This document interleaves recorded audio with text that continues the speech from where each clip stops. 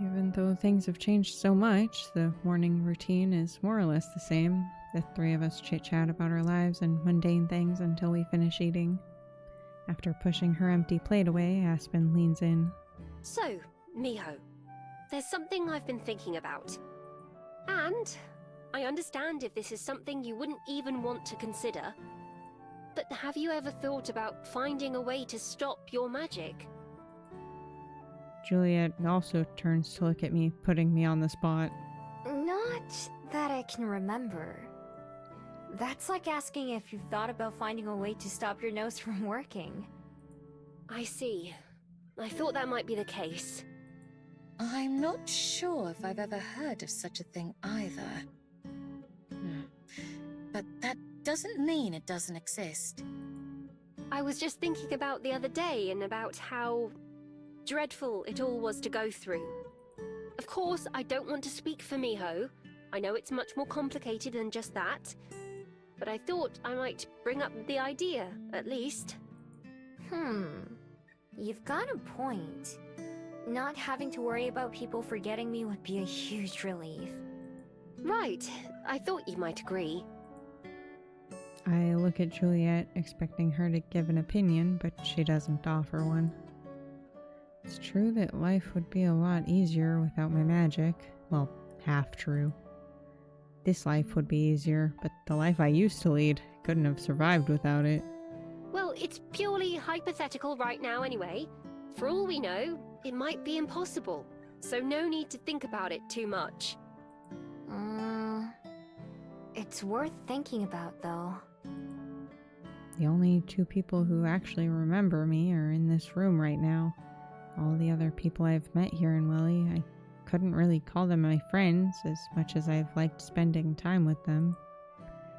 Every time we see each other is the first time as far as they're concerned. Maybe that wasn't so bad when I was still on the fence about whether I'd even stay in town or not. But now that I've been here a while, long enough to build something worth missing, I wish I could make those connections into something more secure. Even if there's nothing I can do about my magic, I can at least try to figure out a way to maintain friendships with others too, not just Aspen and Juliet. It couldn't hurt to find out, right? It's not like I have to go through with it or anything if I don't want to. Exactly. Simply being informed is never a bad idea. So, does that mean you have an idea? Well, not quite. But I'd be happy to start doing some research on the topic. If we're going to find anything, it's likely to be in a book. And if there's one thing I'm good at, it's reading.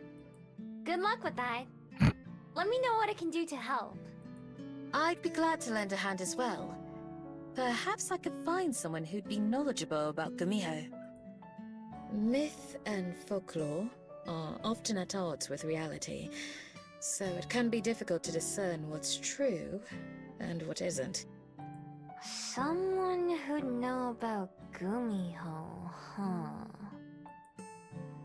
One person comes to mind, but I'm not sure how willing she'd be to help. Okay, so that answers my question about if we still remember her, though.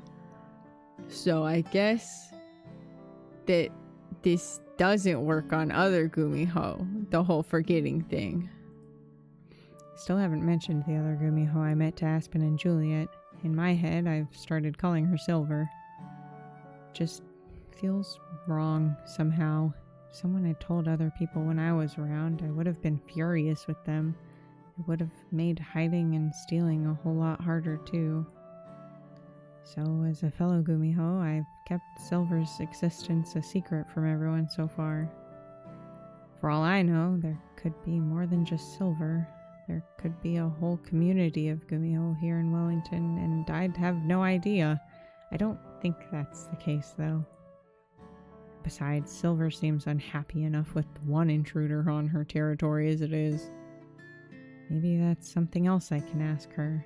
I don't know when or where, but somehow I know I haven't seen the last of her. For now, I just sit back and listen as Aspen and Juliet discuss various books and theories to start with.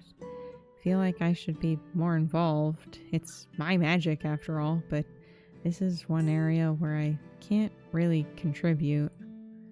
Can't stay out of it forever and let them take care of me again, though. Have to try something on my own, too. Can't just refuse to participate in my own future. As it gets closer to time for Aspen to leave, Juliet checks the clock and then stands up. Off to bed? Not yet, actually. Would you mind staying just a moment longer, Aspen? I have something I'd like to give Miho. It's somewhat related to what we were just talking about. Oh, no, I don't mind. For me? What is it? You'll see. I'll be right back. Disappearing upstairs, I hear Juliet enter her study for a moment before returning with a small, nicely wrapped box. There's no particular occasion, but still, I felt like wrapping it. Juliet hands me the package, which I take carefully. It's not heavy, but it's not light either. I turn it over and over, examining. I've never had a gift before. Clearing her throat, Aspen seems a bit impatient. Don't just keep us in suspense. Okay. I tear off the paper that Juliet so beautifully wrapped the package with, revealing... Oh, wow. It's a phone. One that I recognize. It's the same as Aspen's. What a coincidence, right? I consulted Aspen to make sure I got the same one. I thought it would be best if she can help show you how to use it. I'm a little behind the times on things like devices. Oh my god, Juliet totally has a flip phone. As gently as I can, I open the box and take out the phone itself. It's sleek and shiny and cold to the touch. I hold it in both hands to make sure I don't drop it. Thank you. Really. This is the nicest thing I've ever owned. Think nothing of it. As you have more loved ones and responsibilities, it's important that you be able to stay in touch. In fact, that was what gave me the idea in the first place. Like Aspen, I'd also been thinking about your magic and the ways that it might work. So I wonder... If just having a photo would help this, because I also thought about that before, and I was like, it's brutal that we don't have a way to test that. Would seeing someone in a video call serve to refresh someone's memory of you? Or is it necessary to see each other in person? That's a good question. I don't know.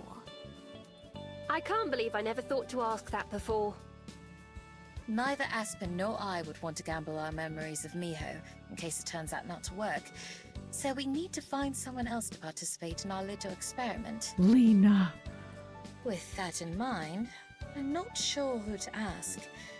It's a harmless trial, but still a bit much to ask of a total stranger. Lena would definitely be down for this. Someone willing to try something weird without hesitation. I'll text Lena. Yes! I'm winning! While Aspen does that, I stare at the device in my hands. Could something so small really solve so many of my problems? Wouldn't be a perfect solution, but it would be a lot better than nothing if this works. Even if not, I won't let that change my earlier decision to find some way to be remembered by the people I've met. Just like researching my magic, I can't leave everything to someone else or hope for an easy way out. All right, Lena says she's willing to give it a go. I told her I'd explain more when I saw her. God, I love her. Usually you'd think those would happen in the other order, but this is Lena we're talking about. Miho, would you like to come down to the Bell House to see her with me now? Sure. As long as Juliet doesn't mind me leaving the library. By all means. I'm eager to see if this works as well. So it's settled then. Shall we be off, Miho?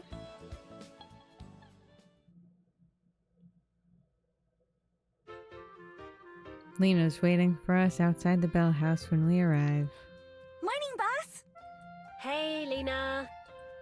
So, you're the person with the weird memory thing, right? Yep, that's me. I've already introduced myself to Lena more times than I can count. What's one more? This will be a great start to my new goal of making sure the other people I've gotten to know don't keep forgetting me. I'm Miho. We've met before, actually. At tennis and at the Bell House and a few other times, too. Okay, makes sense to me. So how do we do this? Really? That's it? What you mean? I would have thought you'd take more convincing than that. I guess I'm not surprised, but... Nah, it lines up. I remember doing all those things that Miho mentioned, but I couldn't think of who I was with. Now I can stop trying to remember that and devote that brain power to something else. I love her so much. I love her so much. Yes, well, I'm sure you'll need it. Whoa! So, let's see. I just need to get Miho's number, right? And then video call her tonight? Right. Any time should be fine as long as it's before this time tomorrow. Miho can come with me again in the morning, and we'll see if you know who she is. You got it! I'll try extra hard to remember her. I'm not sure it works like that, unfortunately. I wish it were that simple. Maybe it is, and you just didn't try hard enough. Yeah, clearly Aspen didn't try hard enough on the way back. Placing a finger on either temple, Lena closes her eyes and hums deeply. Does that help? Shh, don't interrupt. Lena hums for a little longer and then opens her eyes with a wink and a thumbs up. Okay, got it. Of course it helps. It's my secret technique. Whoa! If it works, then maybe you could teach Aspen too. I think I'm all right, actually. But what if it's really useful? That's a very big if. Oh, whatever. You'll see tomorrow when I remember all of this. Anyway, Miho, what's your number? Lena, you're perfect. Don't ever change.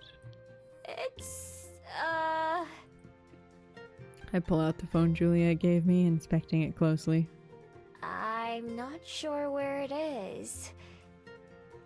Shouldn't it be written somewhere? I look around the edges, trying to find anything that seems fitting.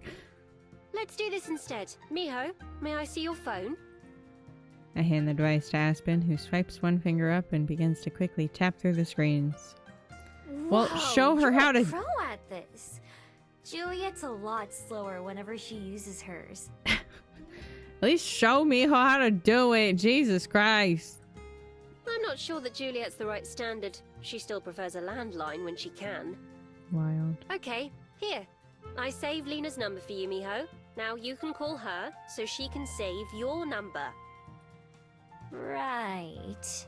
Okay, well, you should still... It's important that Miho knows her own number, no? Okay, let's see.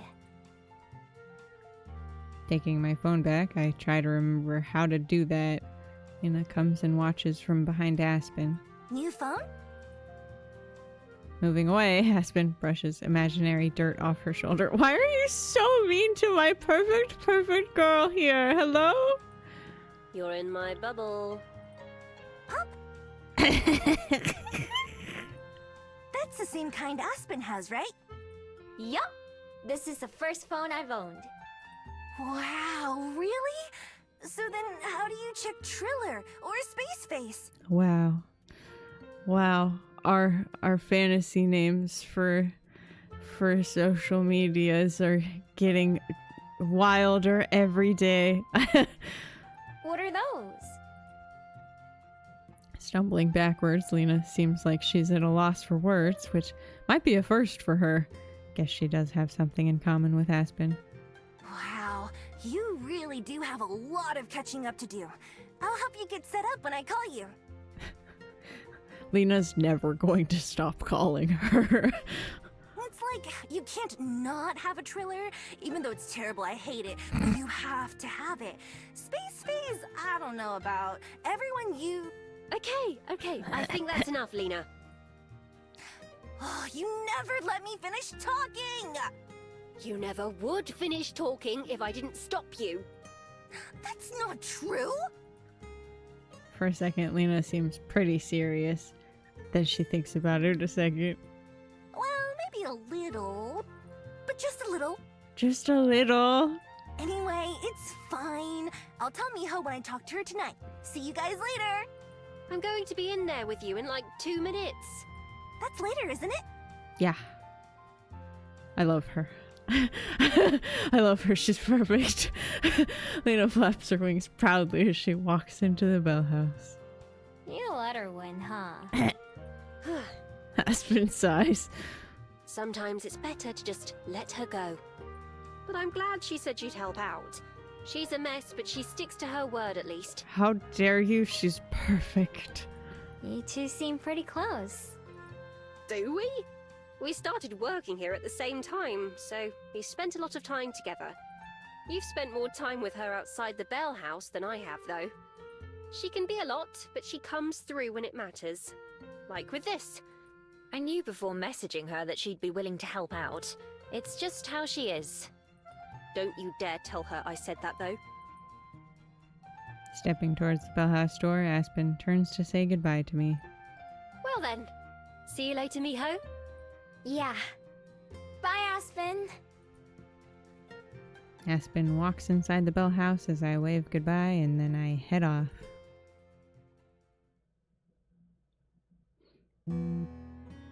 Whoa. It's almost bedtime when my phone finally buzzes, startling me and almost making me drop my phone on my face. Lena's name pops up and I tap what I hope is the right button. Hello? Miho? Can you hear me? It's Lena. Her face fills the screen, making it pretty easy to see who it is. I wiggle the phone around, trying to make it point at my face. Problem is, it's reversed, so I keep confusing myself. How does Aspen use this thing so much? Hi! I see you! Can you see me? Yep. Hi. She waves at the camera with her free hand. Have to sit up to do the same thing. Thanks for calling. This is gonna be a big help. No, yeah, no problem. Sorry I've forgotten you so many times. I know I'd be totally upset if people couldn't remember who I was. It's like, hello? How can you forget me? Literally, how could anyone forget you? It's alright. I'm pretty used to it by now. Yeah, but still, it's gotta suck. I've got an idea, though. I'll just call you like this every night, and that way I won't forget you, right? If this works out, I mean. Yeah. If it works. I feel like we should still test the photo thing also. Like, what if it just requires a photo? Right? Maybe it's not so deep as a whole video call. Maybe just a recorded video would work, right? Y'all gotta do more science about this. Come on. I really hope it does. Still, every night... Even if the phone makes it a lot easier, that's a lot of phone calls to make. Forever. Funny how that works. That word keeps getting in my way. Yeah, it's no big deal, though. I mean, I'm always on my phone before I go to bed anyway, so I can just make calling you part of my routine, like brushing my teeth and stretching. Ever since I quit ballet, I have more free time, so I can fit it in. That way I won't forget to do it. That would be kind of funny if I did, though. Not like funny, but funny like ironic. I think that's how you use that word. Aspen always tells me I'm wrong, though. Actually, speaking of Aspen... Perfect. Lena goes on to tell me a story about work today, which turns into a story from work the day before. She goes on like that for a while. I love her so much. I need a spin-off game that's just Lena yapping my ear off forever until I die. I try to smile and laugh when it seems appropriate, but my arm is starting to get sore from holding out my phone like this. Finally, she runs out of steam and yawns, switching into sleepy mode in seconds. Anyway, I just thought that was funny. I'm gonna go to bed now. I'm super tired. You're coming to the Bell House in the morning, right? Yup. I'll be there with Aspen. Okay, see you soon then. I hope. Well, I'll see you either way, but I hope I remember you. Sorry if I don't. That's fine. Thanks for trying. Good night! I try to figure out how to hang up, my finger hovering over the screen like I'm about to squish a bug. Fortunately, Lena does it first, and that ends the call for both of us. I lie back down in bed with my phone in my hand. It isn't heavy, but it's definitely a big deal. If this works out with Lena tomorrow, it could change everything for me. Again. I'm not sure if Lena really thought about what she was getting into when she said she'd call me every day. Same goes for Aspen and Juliet, of course. I'm sure all of them mean it when they promise, but those are really hard promises to keep, no matter who's making them, even though they're all willing to go through so much trouble for me. Odds are, at some point, at least one of them will eventually miss a day, and that'll be that. No second chances. Even if we started over, it would never be exactly the same. With my other hand, the one that isn't holding the phone, I reach up and grab my necklace, feeling the warmth of my bead. It's been a big pain lately, but for such a long time, my magic was my most useful tool, my secret weapon. As much hiding and scavenging as I did before, it would have been 10 times worse if any of my crimes had followed me. Are those days really past me now? Permanently? Aspen's idea about stopping my magic is interesting, and I can't get it out of my head. Being able to be remembered by everyone I care about is the #1 thing I could ask for right now. But will it always be that way? Say there was a way that I could change things and make it so people didn't forget me. What if it wasn't possible for me to change my mind later? Sure, it sounds nice at the moment, but forever is a long time. Keep being reminded of that. I tug my necklace up so that I can see the bead. It still has a soft white glow to it. I wish I knew what it meant. Wish I knew what any of it meant or how it worked. Wish I didn't have to deal with all these questions and problems. Of all the forms for my magic to take, it had to be this confusing one. Gripping my bead in my fist, I yank my necklace off my neck and hurl it away from me. It clatters and rattles as it hits the wall and then the floor, lying like a snake in the darkness. Closing my eyes, I silently count in my head. 1, 2... There's no flicker or pop as my necklace reappears around my throat, as if it never left. My bead hasn't changed at all, not that I expected it to. Sighing, I roll over onto my side, not tired enough to sleep, but not feeling like doing much else either. This necklace has felt like a lot of things before. A comfort, a memento, a guide. It's been my one constant since the beginning. Right now, heavy against my pillow, it feels like an anchor.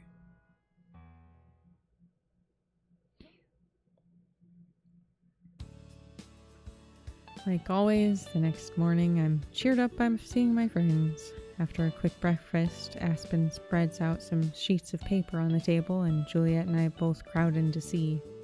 So I started doing some research on Gumiho. I found plenty of information that I thought was interesting, but I'm not sure how much of it will be useful. Hey, that does sound just like me. Oh, don't say that. I'm just kidding. Good. As I was saying, it's hard to figure out what's accurate and what isn't. A lot of the specific details would have had to come from the Gumiho themselves, and as far as I can tell, none of them are talking. I couldn't find anything about memory or forgetting. Maybe it's self-explanatory, why not? Beyond that, most of what seemed accurate were things that we already knew, like being able to change into a fox. Have you had any luck, Juliet? I'm afraid not. I checked what books I could think of, and none of them yielded any more than you said. I'm not aware of anyone else around who might be helpful either, unfortunately. Of course, it's only been a couple of days so far. I'll keep looking. We're bound to learn something eventually. I'll keep looking too. There was one other thing that came up I thought might be worth mentioning. Oh? I read a lot about Gumiho carrying a special bead that has something to do with their magic. You have one of those yourself, right? I remove my necklace, more gently than last night, and hold it out for them to see. Yeah, I've had it my whole life. May I see it? You can try. I pass it to her and Aspen handles it delicately. Pardon? What do you mean? It poofs out of her hand and back around my neck. Oh, I see. Yeah, I couldn't get rid of it, even if I wanted to. Am I wrong? Or is it glowing? Yeah, that part's new. I was in bed when I noticed it a couple days ago. I know it's important, but not how or why. Your wild instincts inform you. Juliet says it so matter-of-factly, not like they're something bad or that I should have gotten rid of. They're still a part of me. My other self, no, the other part of me, hasn't gone away, even as I've spent more time away from it. When I first came to Wellington, I still thought of myself as a fox. Now I'm not sure how I see myself. But my bead and its mysteries are a reminder that I'm something different. Well, that sounds promising. It means something is happening, even if we're not sure what. Let us know if you notice it changing in any other ways, Miho. The more knowledge we have, the better. Yeah, I will. Once again, I think of Silver and her bead, which shone much more than mine. Will mine look like that someday? Wonder what it took to make hers glow so brightly. Maybe even Silver doesn't know how the bead works. If it was instinctual, then shouldn't I understand too? Guess I'll just have to ask sometime. I wrap my necklace back around my neck, popping the magnetic clasp together. One way or another, we'll soon know more about Miho's magic from your experiment. Yes, I think it's just about time for Miho and I to head out. By the time we get there, it'll have been a full day. I'm ready to go if you are. You know I hate sitting around waiting. Another thing we have in common. All right then, let's be off. Good luck, you two. Let me know how it goes. Will do. This time, when we get to the Bell House, Lena isn't waiting outside. There's always a chance she just forgot in the regular way. I should have texted her first. She is the type, I think. With seeing the similarities between her brain and mine, that's a high chance. Guess we'll find out. For what feels like the 1000th time in the last few weeks, I'm shaky with nervous energy. At least there's not any risk here. In the worst case scenario, nothing changes. I take the lead and open the door for Aspen, then follow her in. Lena's behind the counter. Hey, boss! She looks at me. Who's your friend? Son of a shit dick. I try to hide the disappointment from my face. Well, it's worth a shot. It's too bad, but at least I was prepared. Miho, I'm just messing with you. That's so mean. Hey, Lena, I love you to pieces, and I would kill for you, but that's extremely mean, and you do have to face punishment for this. I remember everything. Told you my secret technique would work. I'll call you again tonight. Okay, so now I really want to science this out and be like, okay, does looking at a photo work? Like, does it have to be a recent photo? Like, if you send an old photo, is it bad? But if it's like a fresh photo, like, I want to science this out so bad. Takes a second for me to process the significance of Lena's words, but once I do, I break into a grin. Aspen also looks excited, but a bit regretful too. That's great news. This will be such a big help in the future, I'm sure. Yeah, definitely. I know she and I are both thinking the same thing. If only we'd tried this sooner. Could have talked to each other that morning before Aspen got on the bus, and then everything would have been fine. As it is, this huge life-changing moment is bittersweet. Still, it really is a big relief. With this, my future just got a whole lot easier. After saying goodbye to Aspen and Lena, I start walking back home. As I go, I pull out my new phone and slowly tap through the screens. Let's see. I think it was here. I manage to find my way to my messages and then find Juliet. I have to stop walking in order to concentrate enough to write out a quick note. It worked! Since Juliet's the one who got me the phone, it just seems fitting to let her know by using it too. Oh, that's that. Although Juliet doesn't reply to my text, when I get back to the library, she's waiting for me with a big smile on her face. Miho, welcome back. I saw your message, but thought I would wait to congratulate you in person. Thanks. I'm still processing it myself, you know. I grab one of the spare chairs from close by and then join her behind the desk, taking a seat. Even though it's such a big deal for me, it was pretty normal for everyone else. Or at least, it should have been. I slide the phone out of my pocket and hold it in my hand carefully, staring at the polished glass screen. That doesn't make it any less special. Change doesn't happen all at once. You should enjoy these little moments along the way. Yeah. I'm sure she's thinking about Aspen too, but bringing that up would just be bringing down the mood. Instead, I try to do what Juliet suggests. Let myself focus on the good things this means from now on. Yeah, you're right. A little piece of technology that I'm holding is just the first step into a new world of possibilities. No more being forgotten. At least, by the people that matter. As long as they have a phone too, at least. I know enough about phones and how unreliable they can be to know that it isn't a perfect solution. I still want to know more about my magic and how it works, though. I'm not sure I want to just get rid of it, like Aspen suggested. Because crimes? I understand. As a human, I think it's hard for her to grasp what that would be like. There's certainly merit to learning about it, though, as you say. It's kind of funny that now machines can do a lot of stuff that only magic could do before. Like, flying. I used to be so jealous of Fable who could fly. I know quite what you mean. Why, sometimes I feel as if the rest of the world has passed me by with some of its changes. Really? I don't think so. I mean, you know how to use a phone and a computer and all those things. Seems like you're keeping up to me. Perhaps. I still prefer to write something by hand, or have a conversation face-to-face when possible, though.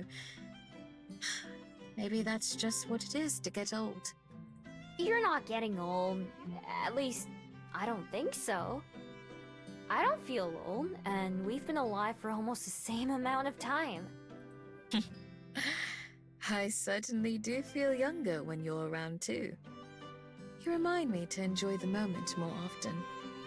That's what I'm here for. If there's one thing I'm good at, it's not thinking about the future. Hey yo! Making Juliet laugh makes me smile because it's something she doesn't do very often. When it happens, it's like a rare treat. Without Juliet, none of the good things in my life would be possible. She's the one who gave me a place to stay, a way to take care of myself, and now she's even given me a way to be remembered. All of that for free, too. I know she says I don't owe her anything, but the least I can do is try to make her laugh when smile when possible. Even that doesn't feel like it's enough. It's a start, though, as she's always fond of saying, just like the phone is a start, too. Juliet's laugh turns into a yawn, although she tries to hide it with the back of her hand, and I leap up from where I've been sitting. I can take over from here, so you can go to bed. Thanks for covering for me while I was out. It was my pleasure. It's nice to be behind the counter again every once in a while, and to see our guest in person. Now that I think about it, she does sleep through the busiest hours every day, so she never really gets to see anyone enjoying this place she's worked so hard to put together. Do you know most of them? I recognize many, but it would be a stretch to say I know them. Their names, perhaps, or even their reading habits, but not much beyond that. That's too bad. I'll bet most people don't know how hard you work on the library, even though they come here all the time. Oh, that's all right. I don't need the recognition, so long as the library itself is appreciated. Besides, you work harder for it than I do nowadays. I guess that's true. But only so you can help people in other ways. Besides, you did my job for way longer than I have. I've been here only a fraction of the time she has, but even I can remember some of our regulars. Although they occasionally ask about Juliet, it seems like they think of her more like a public service than a person. Can't pretend I don't understand why. It's like Juliet has two lives, the one that she leads at night by herself, and the one that she briefly shares with everyone else each day. And both of those are devoted to the people of Wellington. She rises, gazing around the room. It's still early enough that there aren't too many patrons around, but a handful are browsing or reading. Whoa. Watching her look around, I can see a kind of sadness in her eyes, like when she told me about Cosette or talked with me about Aspen. It's not too different from how she normally looks, but I spend enough time with her that I can tell the difference. It instantly tempers some of my excitement from the new phone. What's wrong? Her focus snaps to me and her face clears like I wasn't supposed to notice that. Nothing.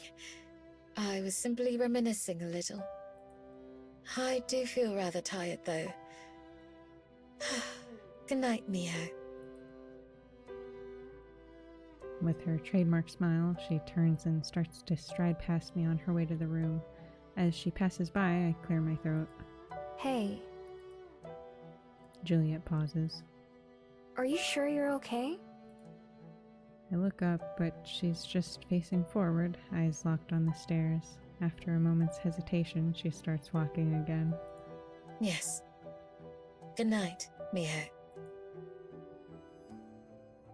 Don't try to stop her a second time, and I watch as she heads down the hall and then up the stairs.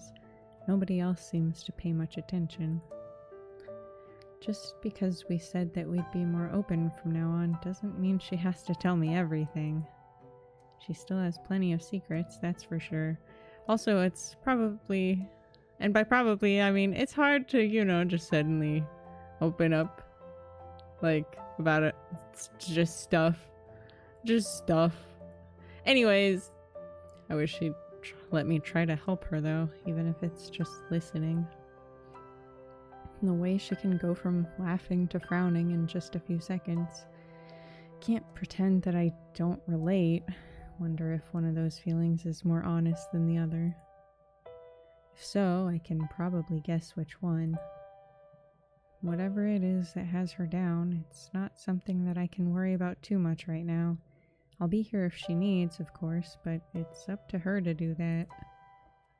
For now, I'll just keep helping out the only way I know how. Pulling the morning stack of returns and requests, I get to work.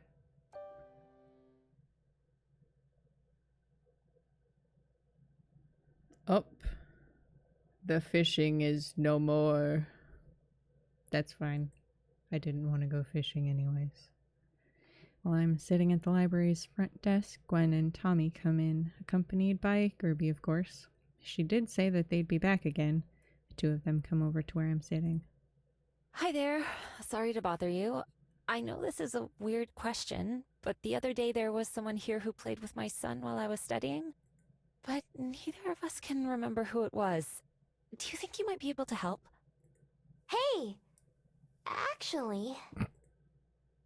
I explain my magic and how I've met Tommy and Gwen a couple times, as well as Elijah. When I'm done, both of them look amazed. Whoa! I can't wait to tell Dad! That's certainly a lot. But you know what? I believe it. It lines up with the gaps in my memory. That must be God.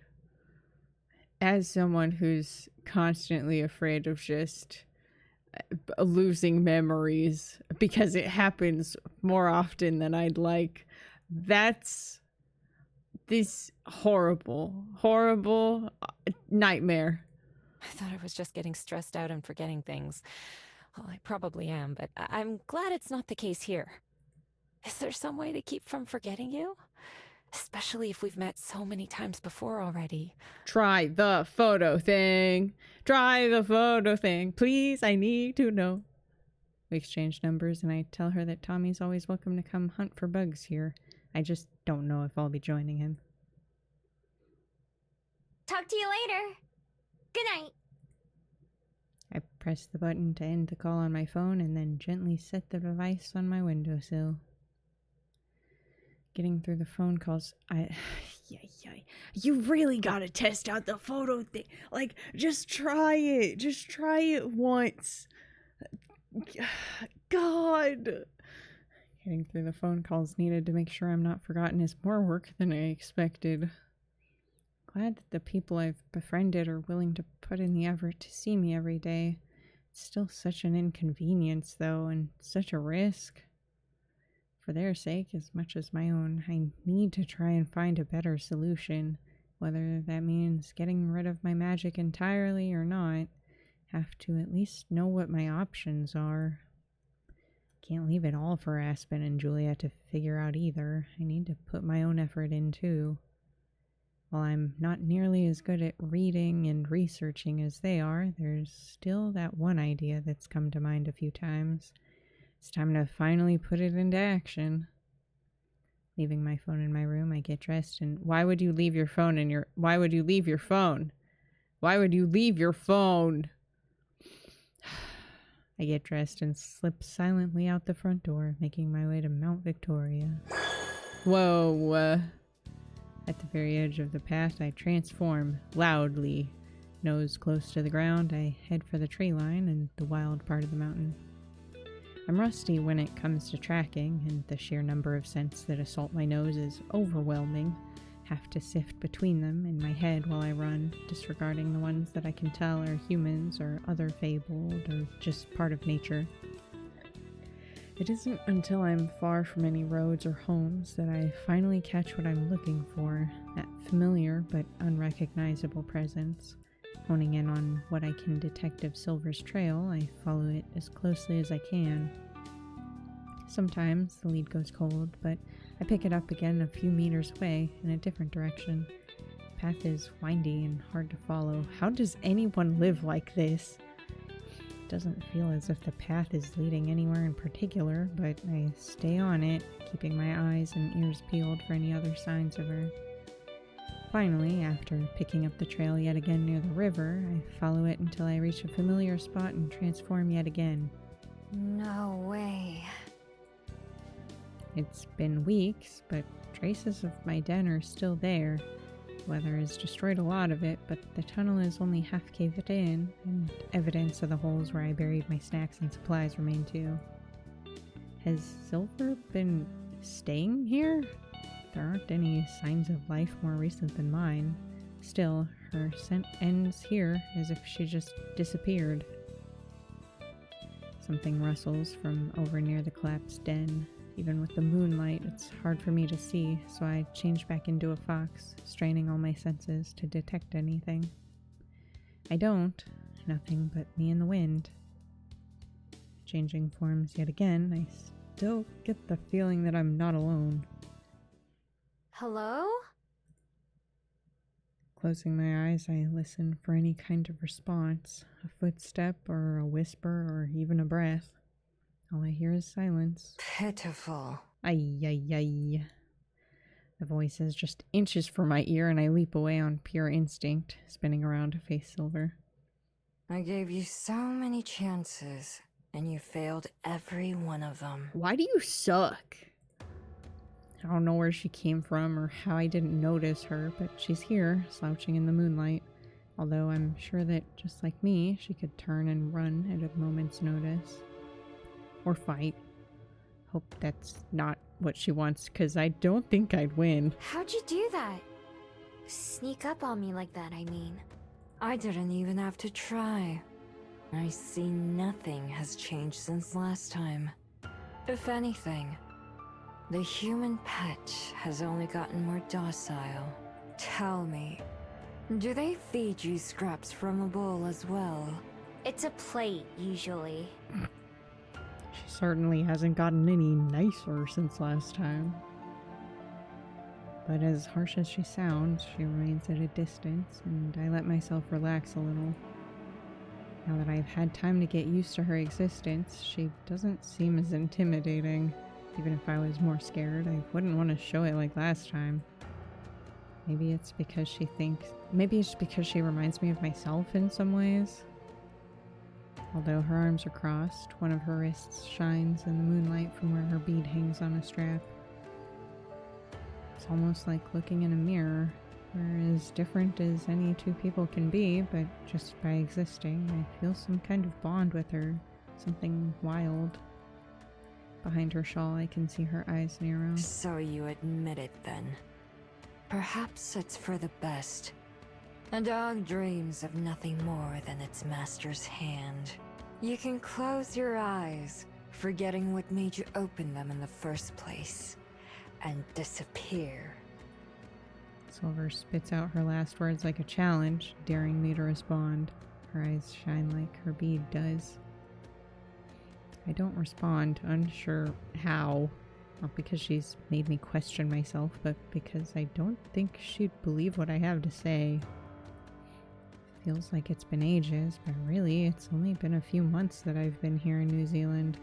Not even a year ago. Didn't I feel the same way she does? Telling myself that I wasn't missing out on anything by being alone, chasing some dream for decades without even stopping to think about it, just dreaming my way through life. How could I tell her that? What could I say that would change her mind? I already know the answer. There isn't anything. Sometimes there are no right words. I see you've forgotten how to speak as well. But tell me, if you can, what was it you hoped to achieve by coming here? I could have left you chasing your tail in the dark if I'd wanted to, but you've somehow made me curious. I fail to imagine the desires of a hound. I unhook my necklace and hold it in one hand. Pearls make a soft sound as they bang against each other, but my bead clatters loudly against its neighbor, still glowing, same as this morning. Because I wanted to ask you something. If there was some way to stop our magic. Stop people from forgetting about us. My fingers curl over the bead. Don't even have to see her face to know her reaction.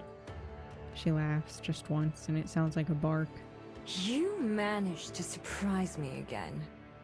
I didn't think even you would be so shameless as to try and rid yourself of your gifts. Ignore them, perhaps, but to abandon them? You have outdone yourself, dog. Fitting that you wear it around your neck like a collar. As for forgetting, I can only guess at what you must mean. Don't think yourself the same as me. My magic is nothing like yours. It takes a different form in every one of our sisters. My sisters, I should say. Then what does yours do instead? I don't see why I should tell you that. A dog need not concern itself with affairs above its head. This dog thing is getting pretty old, you know. Then leave. I only chose to acknowledge you to satiate my own curiosity. It won't happen a second time.